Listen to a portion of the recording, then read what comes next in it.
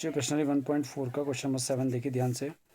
क्या समुच्चय, देखो सेट हमें दिया है 1 2 3 4 5 यानी कि 5 ही अवयव हैं, 1 2 3 4 5 में ए स्टार बी यानी कि A operation B, A is operated on B, A संक्रिया बी क्या है, ए और बी का एलसीएम है, ठीक है, द्वारा परिभाषित संक्रिया एक द्विआधारी संक्रिया है।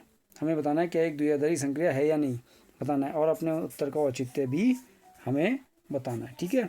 तो ये जो सेट जो हमें दिया गया था 1 2 3 4 5 इसको हमने ए मान लिया, और जो संक्रिया है वो संक्रिया क्या है, अगर हम इसको एक फलन के रूप में देखें कि ए की ए से कार्टेशियन प्रोडक्ट होगी तो ये हमारा क्या होगा, डोमेन होगा, और जो कोडोमेन होगा वो क्या होगा, ए।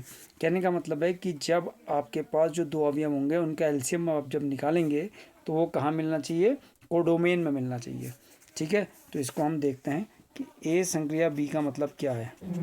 ए संक्रिया बी का मतलब है ए तथा बी का एलसीएम, ए और बी का एलसीएम। अब इसके लिए हम एग्जांपल लेते हैं, ध्यान से समझिएगा। देखो मैंने एग्जांपल लिया, मान लिया कि ए बराबर मैंने पहला अवयव 1 ले लिया और बी बराबर दूसरा अवयव 2 ले लिया, ठीक है।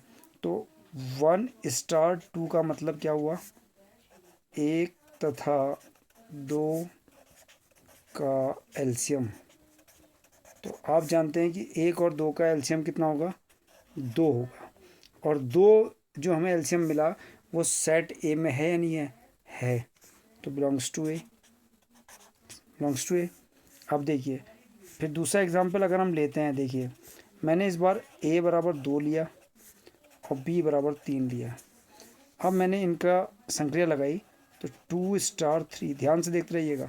तो 2 इज ऑपरेटेड ऑन 3 का मतलब 2 तथा 3 का एलसीएम, तो 2 और 3 का एलसीएम कितना हो गया, 6।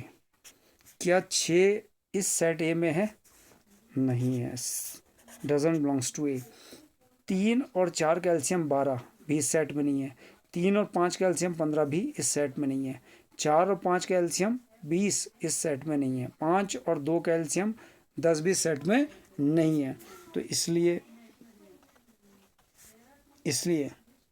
संक्रिया स्टार द्विआधारी नहीं है, समुच्चय ए पर, ये संक्रिया द्विआधारी नहीं है, समुच्चय ए पर।